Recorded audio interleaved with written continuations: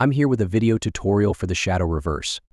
Now, I know this is kind of weird that I'm doing this relatively easier trick at this point, considering that I don't know I've done a lot of other harder tricks before, but I was scanning through a list of all the videos I've ever created, all the pin spin tutorials, and I just realized that I never did the shadow reverse. And I think when someone ever asked me to do it, I said I don't even remember what I said, but I remember not making a tutorial for a specific reason, but I don't remember what that was, and it probably wasn't a good reason anyway. So I'm going to do this tutorial now since it's well overdue. If you guys don't know how to do the normal shadow, go ahead and check out that video on my channel. Now, the shadow reverse is obviously the shadow but in a backwards direction. And this is what the shadow reverse looks like in concept. Like many tricks in concept, it's fairly simple. It's just a shadow backwards. But there are some tricks you should know. The normal shadow and the shadow reverse both have 1.5 revolutions in them. So the shadow reverse starts out just like the normal shadow in terms of where you hold it. So you start off with holding a majority of the pin or the heavier part in front of your hand. A majority of the weight or the length of the pin is in front of your fingers with just a little portion of it underneath your hand.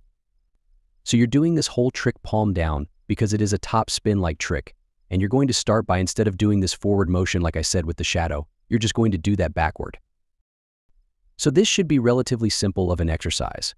Just hold the pin and then grip it enough between your index and your middle finger so that it can spin, but not so loose that, it flies off like that. We don't want that. We want control over the pin. So we want to just hold it just ever so lightly so that it does swing back.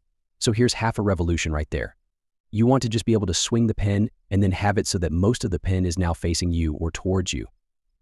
Again, the heavier part or the majority of the pin is facing the opposite direction because, again, we just did a 0.5 revolution. Now, when you do the real shadow, you don't hold on to it all the way here. This is just so you can see the half revolution that I'm doing. But what we want to do is we want to give it enough momentum and enough swing, enough swing so that it has enough momentum so that when the pin comes swinging in this direction, we want to let the pin go after it's passed about 1/4 of a revolution. So at this point in time, you let the pin spin another almost a half revolution. So here we've almost completed one entire revolution. Remember, we started off here and then we swung the pin backwards. Let it go just after it passes 1/4, and then the pin gets here at half a revolution. And then we just let the pin continue spinning until it's just about completed another half revolution or one whole revolution. Then after that, we lift our middle fingers up and/or drop your index fingers down. That essentially does the same thing.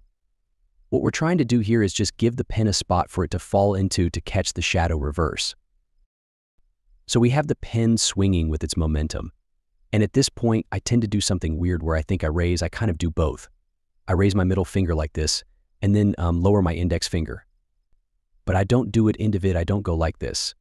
I kind of turn my hand over like this, slightly dropping the index finger, but I'm just mainly doing this.